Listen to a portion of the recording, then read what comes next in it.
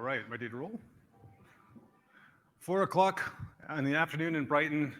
I'm really glad to be here, primarily because I get to see real people for the first time in probably 2.5 years. So first off, for everybody, thanks for hanging out, and thanks for hanging out to the end of the last day.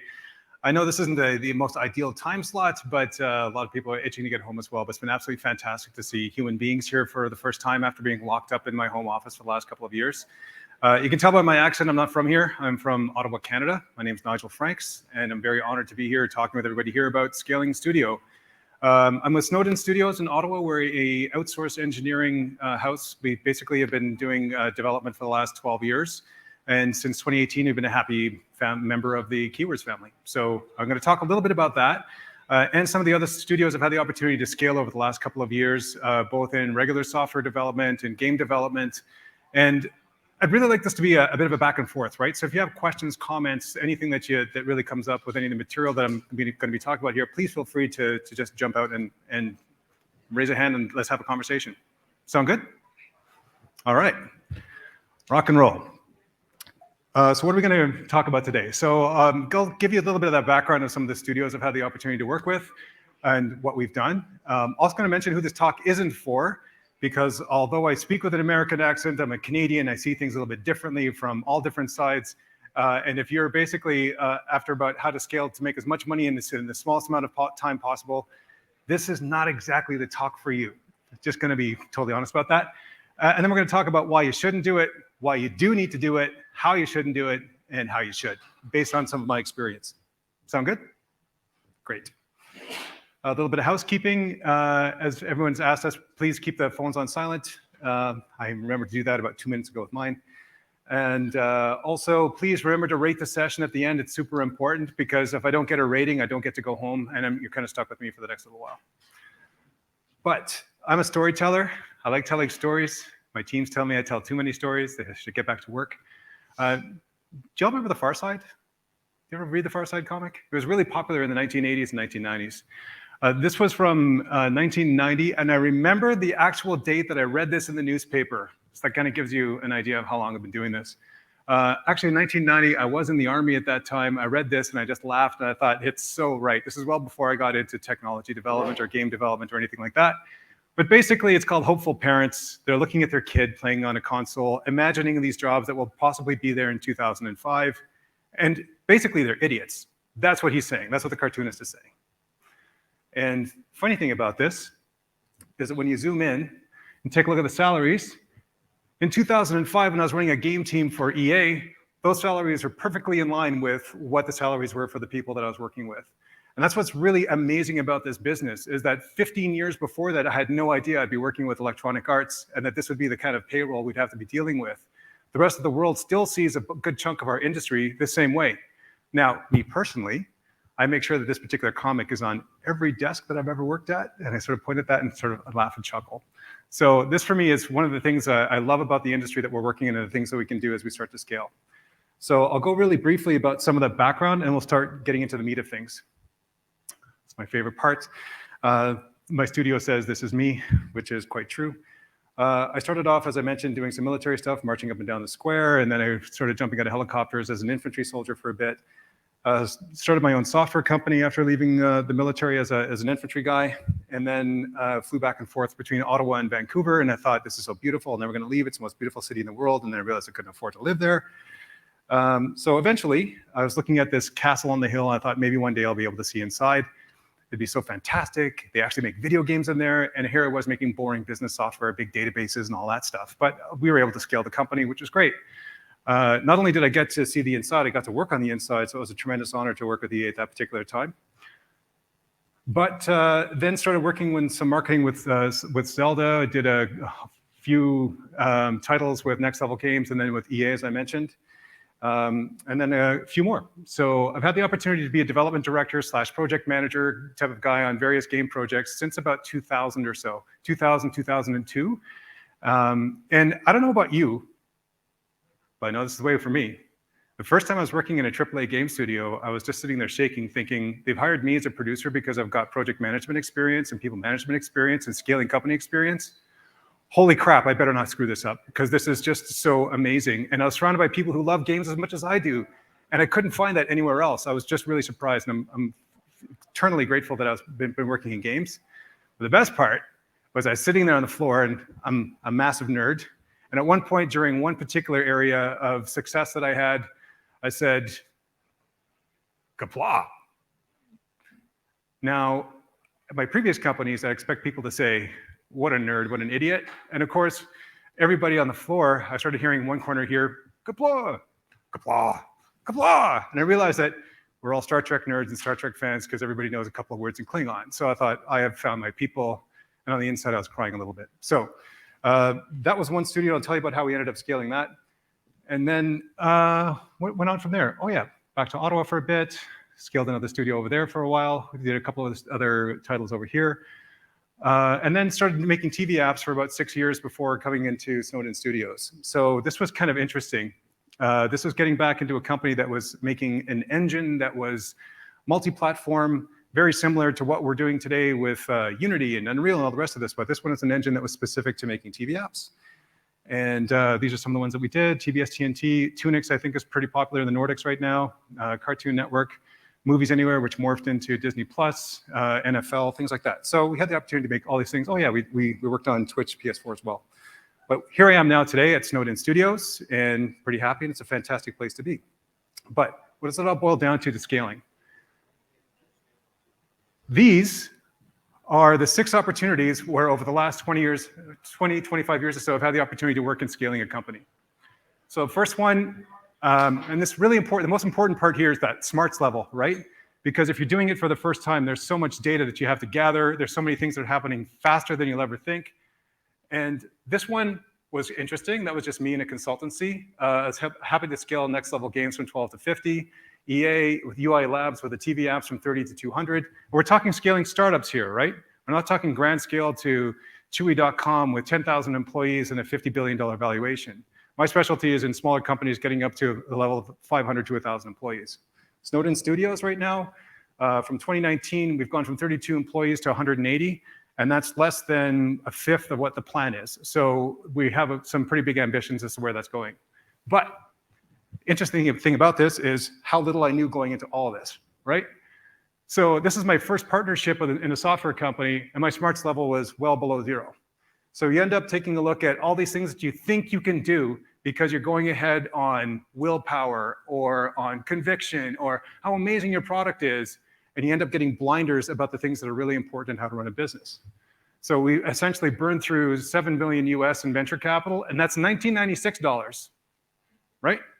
So everyone says, hey, you were rich, you closed VC. It's like, we lost it all. So I actually ended up selling out of that partnership before the company shut down. But it was a great lesson in learning. And the toughest thing about this, it's not just a company and numbers and partnerships. It's like, these are my friends. These are people whose mortgages have to be paid. So how do we make sure we're doing this for the long haul? You can't just be sitting there looking at this as dollars and cents.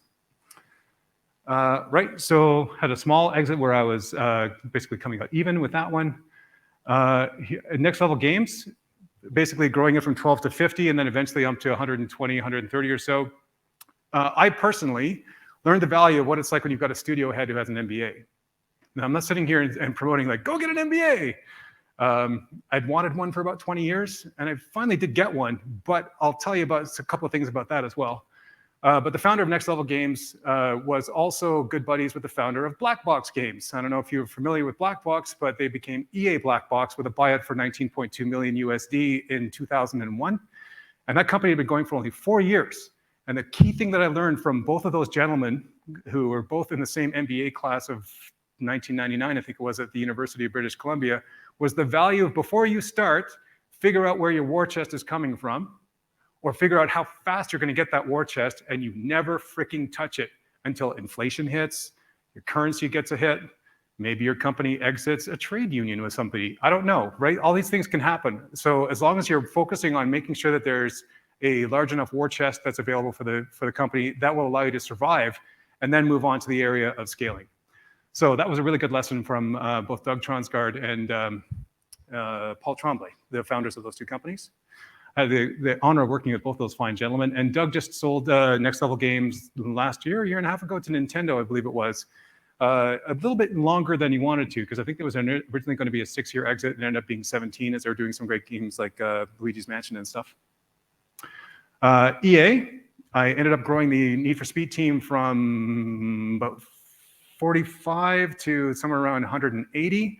And the only reason for that, and that's the beauty of these big companies, they've got buckets of money, right? Who wouldn't want a bucket of money? I'd love one. But essentially, we had 18 months of scope to deliver in about 6 months, which meant massive amounts of people, massive amounts of crunch. And I happen to know in Vancouver, downtown, where all of the cruise ships come in, they come in between 5:05 and 5:25 in the morning. And the reason I know that is because that's when we were actually looking down out the windows, waiting for the builds to go. And that was the life for that 6-month period. We ended up having a successful title. I never want to do that again, personally. I don't know about you, but it's just the kind of thing that you learn that you can scale a company pretty quickly and have all these things going on because they've got the money they can throw at it, because marketing knows they're going to be having a hit if you do that. Or so they tell you. UI Labs is an interesting one. Basically, scaled that company up to 200. I had some disagreements with management. I left. About a year after, they had a buyout of US 70 million from Time Warner, which is great. It's exactly what they were going for. But here's the biggest issue. Are you focused only on that? Or are you focused on the important things, right? Because getting up to this level, first off, here's a question. I want to throw this out to the audience, actually. What percentage do you think a founder owns of a usual software company by the time this happens? Less than 50%. Less than 50? Sometimes it can go up to 3 to 5%. If you look at Jeff Bezos, or something like 3% of Amazon right now, he's worth $1 trillion. At that point, the VC is already, when you're doing an IPO, the VC is already diluted your shares up to 90% or more, 95%. That's exactly it. So we've heard 15% as a maximum. We've heard 3 to 5%. Oh, and we've got a microphone we can pass around as well. Yeah, for sure. Okay, so basically I was saying that it's something around 5-10% because VCs, when you do an IPO, dilute your value up to 90% because they need to recoup their investment at that point.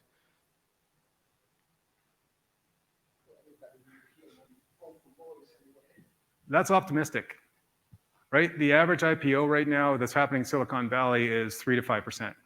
Because by the time you reach this level in funding, for example, you go through multiple rounds, right? So you've got your angel round, your seed round, then you got your Series A, half your company gone. Your Series B, half of that half is gone. Your Series C, half of that half is gone. And Lord help you if you have Series D, E, and F, right? So the chances of you actually having a good chunk of that company when it's being sold is actually very small. So you're ahead if you're above 5%. Very rare. Now, that's just the one side of things, just looking at the number side, right? But what about the people?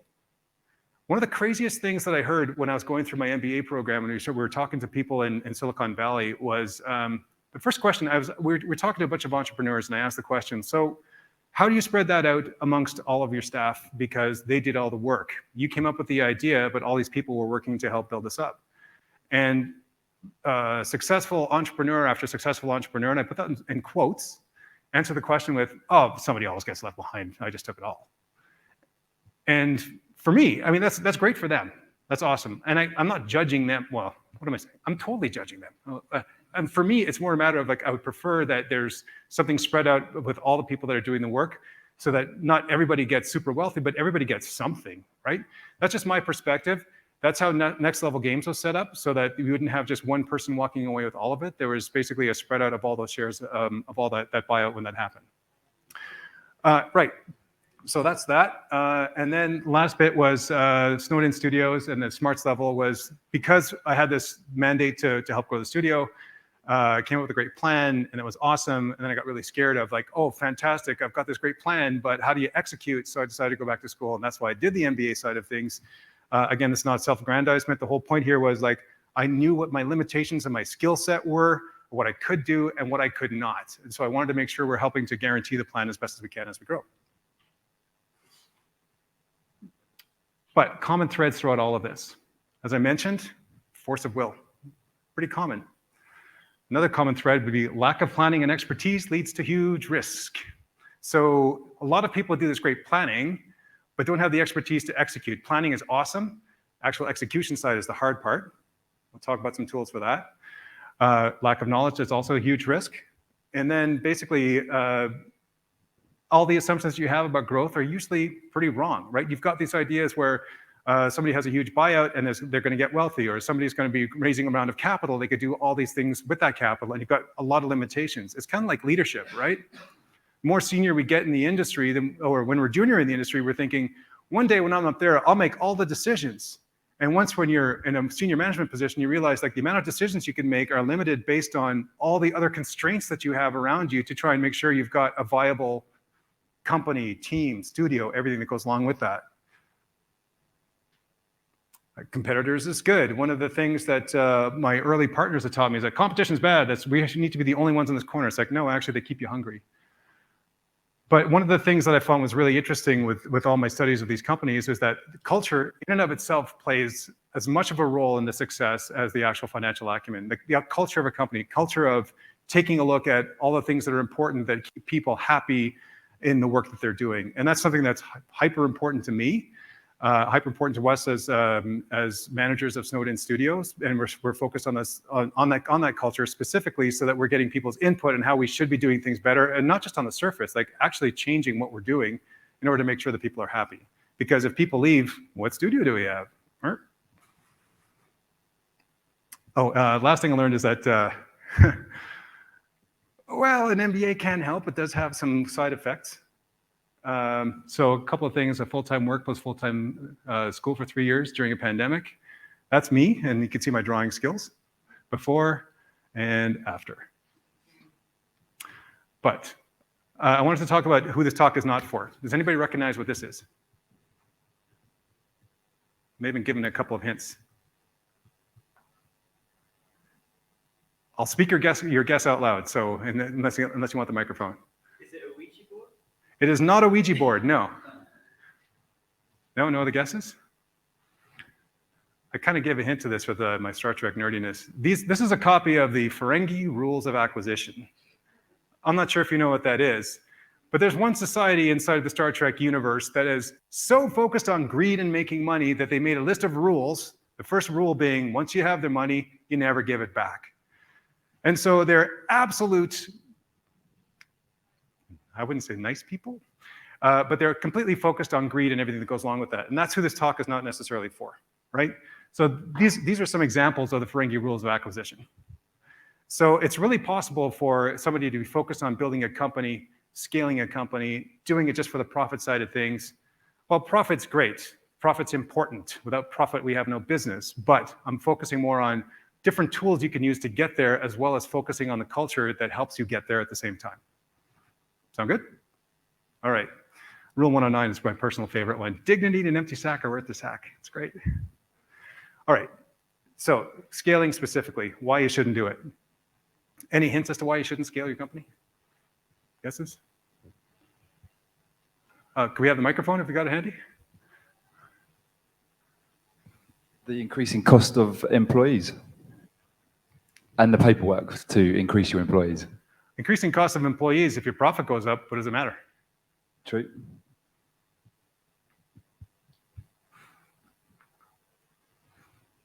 Explosive growth need to come with a strategy for either revenue or increase the value of your company. Either one is fine, but just explosive growth with increasing costs and no traditional form of revenue would not be good for you. And by revenue, I don't necessarily mean stuff like, okay, you're bringing cash flow, because look at Amazon. Amazon before 10 years ago was cash negative for a lot, but the actual value of the company was growing because AWS was actually serving something like 60% of the internet. So if you have a strategy like that, then explosive growth is fine. If you don't, you're just basically going in a huge amount of debt that is never going to come to anything. It's a really good point, but I'm thinking more about startups, right? So Amazon's like in this unique phase of this mega corporation and how they're scaling over time. Startup works in the same way. If you count about the fact that if you do C, and D, then you're going to actually recoup recoup some of them. Agreed. Right? And Yep. if the VC needs to recoup the money, then it wants the exposure growth to actually end up somewhere. Thank you. At least in continental Europe, where you don't really have a huge turnover, I think that you should not scale if you just need more workforce for a limited amount of time. Of course. So if you make a game and you're short in time, you start hiring, you have to have a plan on how you will use these people after the game.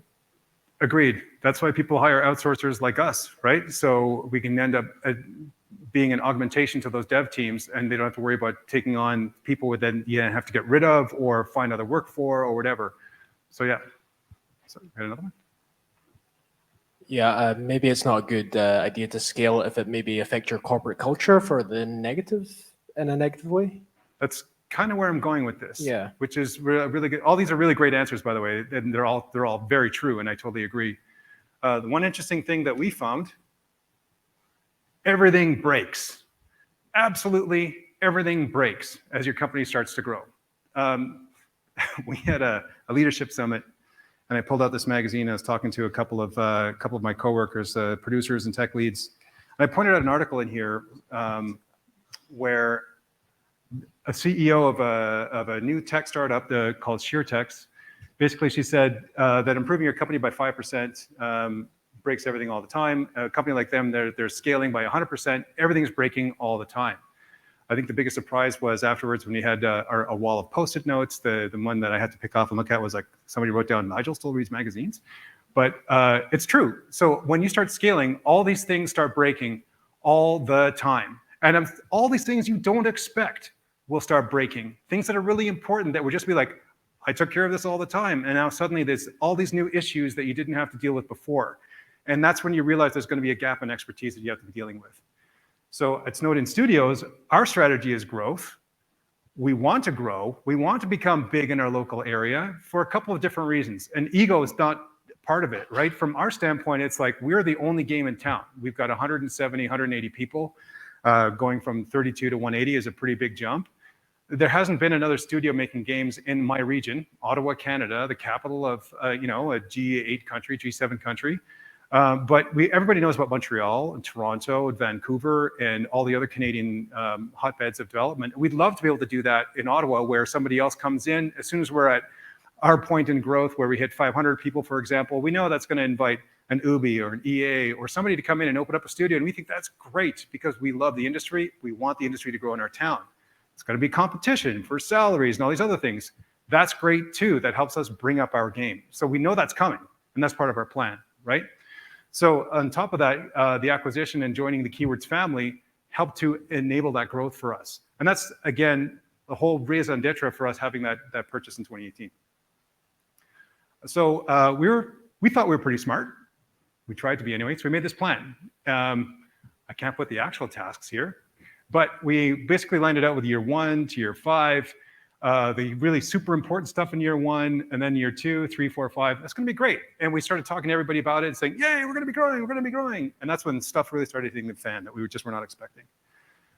What happened here with our growth curve, this was the buyout right about here. So for the first 7 years or so, pretty steady growth. First, the original 6 developers, and then going up and down. But this is our actual headcount over time. So right now, this takes us to the end of 2021. So it's actually quite a bit higher than that right now. Yeah, that's about right, actually. Yeah. So anyways, this gives you an idea of what we had to deal with. So it was a pretty interesting path. So what broke? This was the hardest one for us to realize, right? Unexpected resistance to growth. People had been in the studio for 6, 7, 8 years going, why do we have to do this?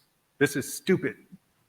I don't want to be here anymore. It's going to be a big company and no one's going to be listening to us anymore. And we're like, the exact opposite. Like we want to listen to what everybody's doing. We want to maintain a studio for a long period of time.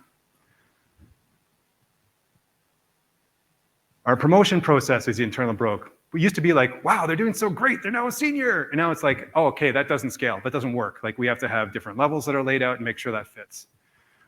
That broke. Our hiring process needed to be built. New problems came up.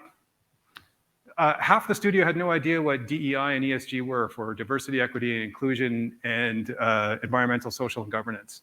And these things are huge. Like, I don't mean huge as in like popular. They're huge as in it's such a big beast to tackle. You must have a dedicated individual owning one side of this, and then they build a team around them to understand what the strategy actually is. Most small companies can't do that. So I'm glad that we're part of a larger organization that's talking about this, and we're learning as much of this as we possibly can.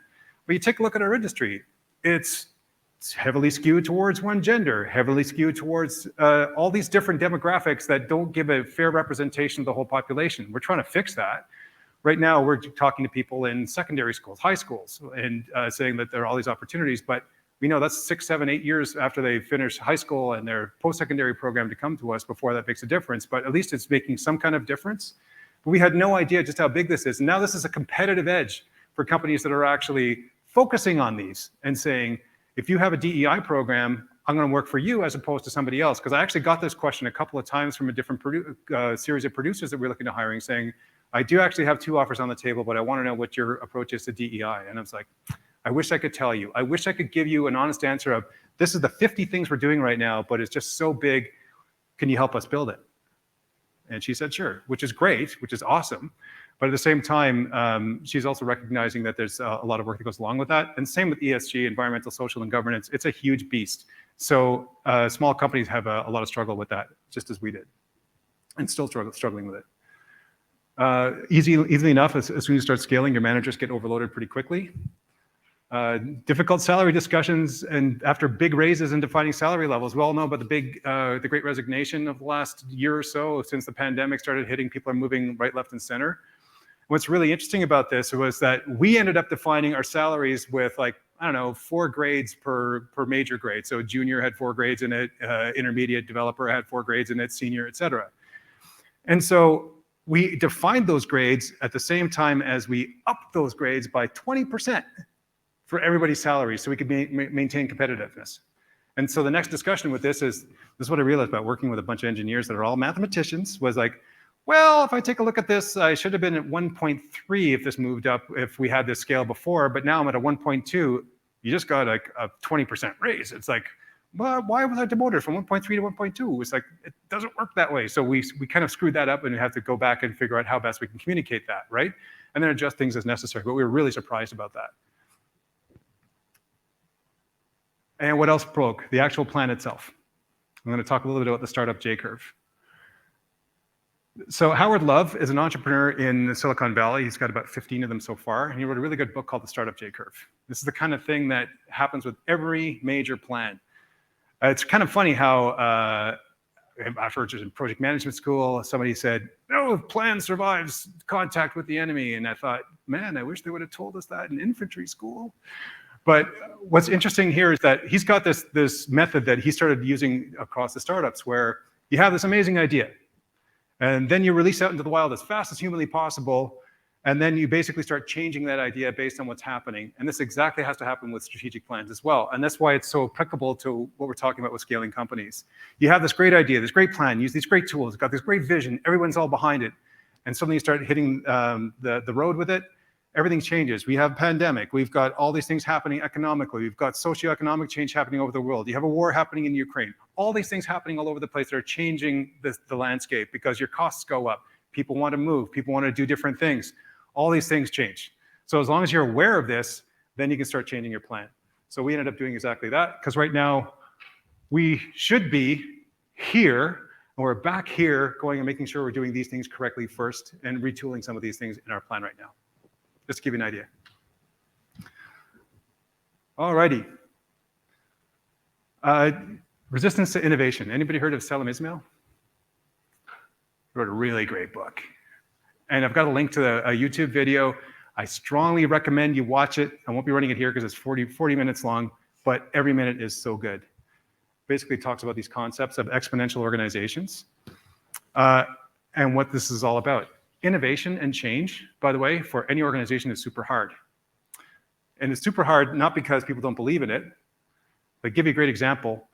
He was brought in by Yahoo when they were 10 years old and they couldn't innovate. This is Yahoo, and they could not innovate. And you put those things together, right? A 10-year-old company at the peak of making oodles of money and setting new stages with internet tech, they couldn't innovate. It wasn't just them. As you scale up, you get worse at innovating. You get worse at doing change. Why? Any guesses as to why? It's this part here, right?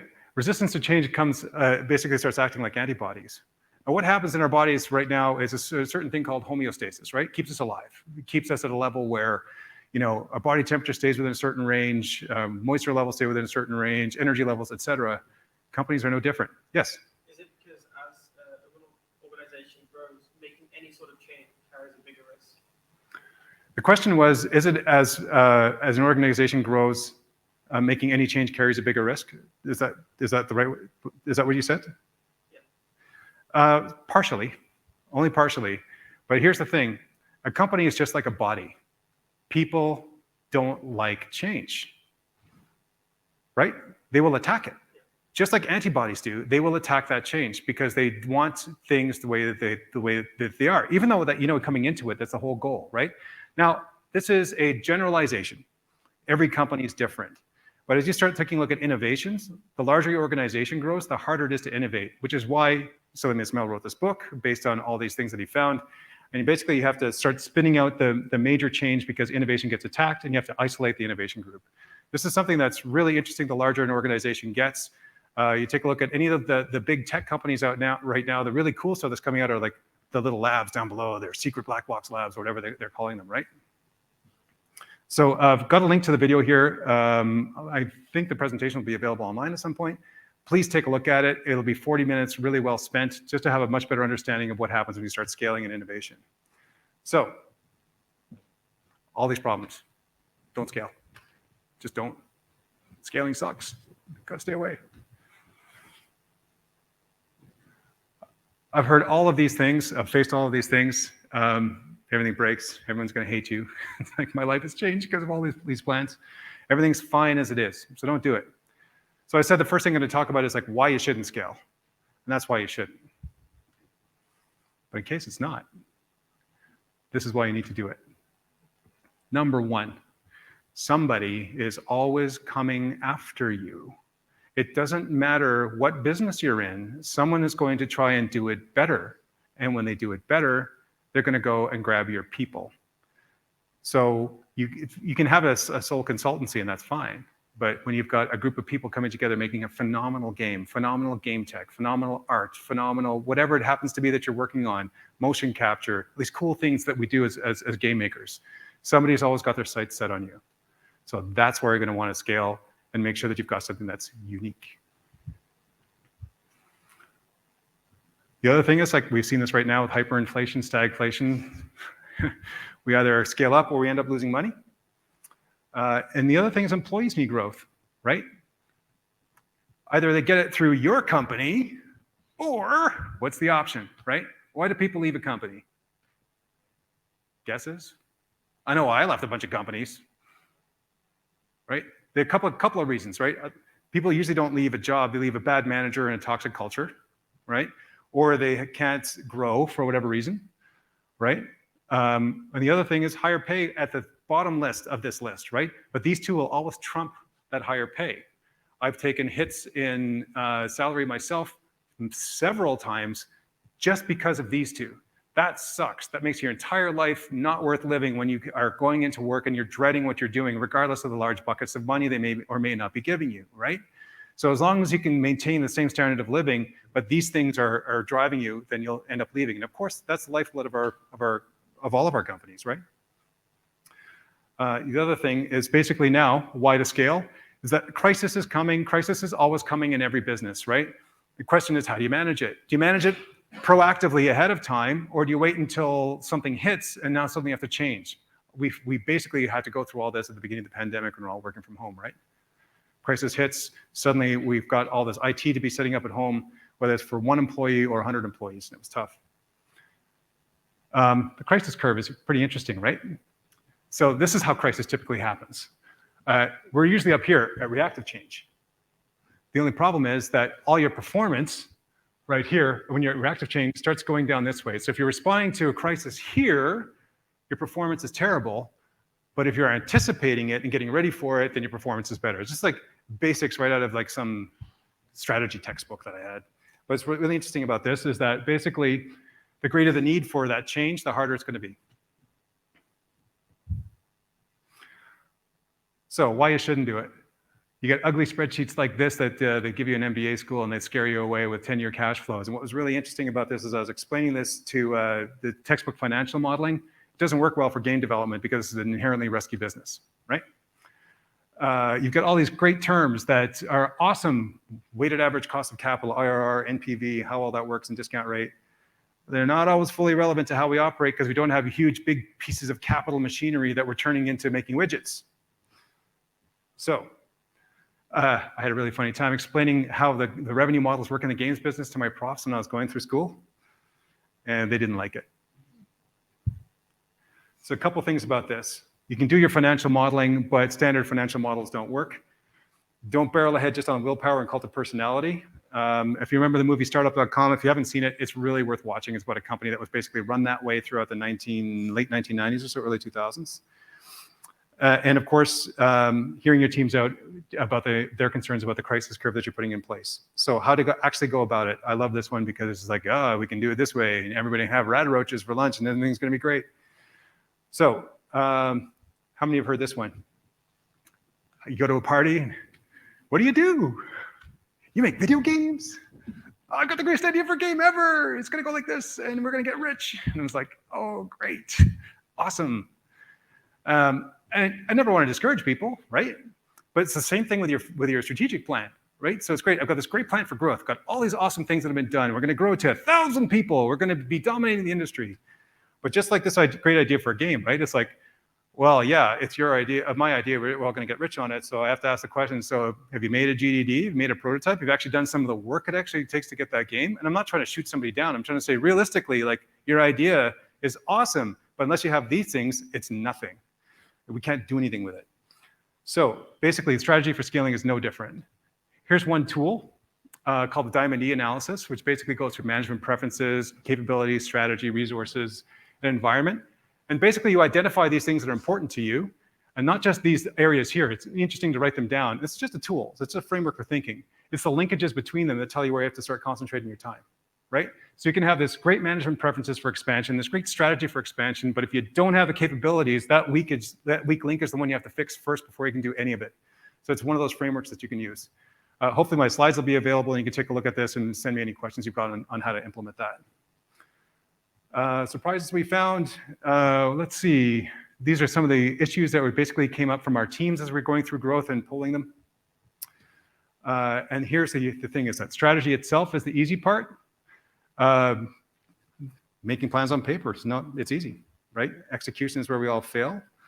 But one of the things I really want to stress is that a lot of growth failures from when we're starting to do this and starting to grow and starting to put things in place that we don't have the right managers in place to handle all these new requests and things coming in, because it's going to grow exponentially with the amount of new people you have coming in, new perspectives, how to do things.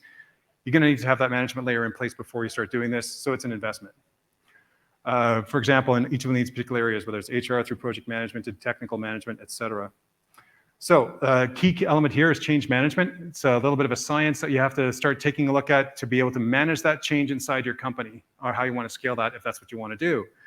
So there are key elements for this are just doing your analysis, some guidelines, and then doing that actual plan. Change management itself was something that I wish I knew more about before going into this. And it's one of the reasons I went back to school, because I wanted to learn how to do this right. So creating a sense of urgency, that doesn't mean false urgency, but letting people know that this is the reason why we're doing it. That the current state's not okay. Communication is key, obviously. We all talk about communication being important. Clear on where you're going next, making it safe, and then supporting change behaviors. And this is what a basic change agenda would look like, right? So again, this was for an academic exercise, and we're now applying it to stuff here. Here's our starting conditions, our guideline for actions, and our plan for actions. What's interesting, the starting conditions, you also include what you're doing, right? I built this for our studio, but that's me up there, right? Personal readiness of doing this.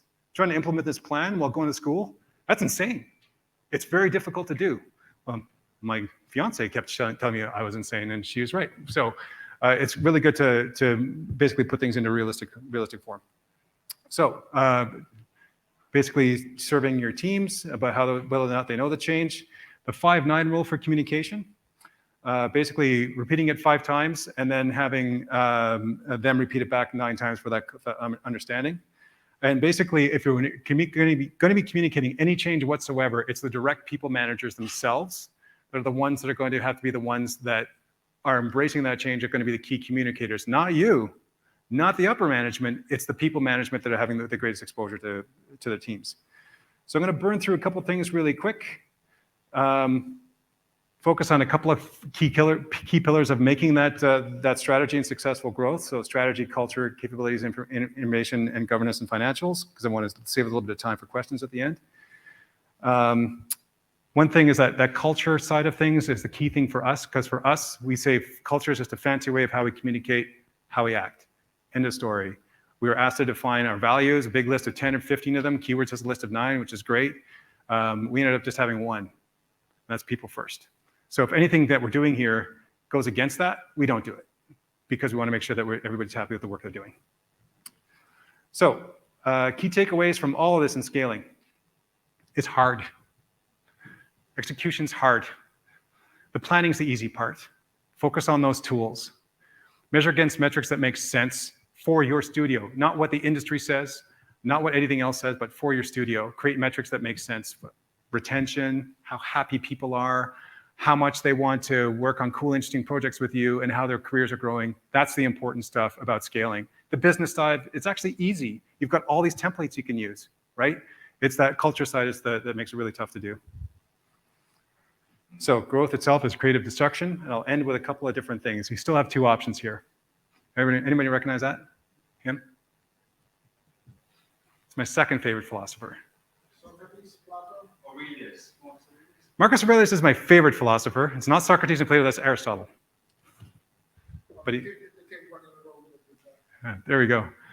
Virtue is never extremes, it's in the center. Don't change, everything's fine. I agree with this on a personal level. I don't agree with this when it comes down to scaling our studio. Not gonna lie. Don't scale, scaling sucks. And the other side of this is opportunity plus instinct equals profit. That was said by Quark the Ferengi, which I think is pretty awesome. I don't want to act the way that he does, but have those big, hairy, audacious goals for what we want to do. They're going to be key to your survival. Don't have to act like this in order to be able to get those things there. So that's it for me. I want to thank you for your time. Really appreciate it. And I've got a couple minutes for Q&A. Thanks for hanging out at the end of the day.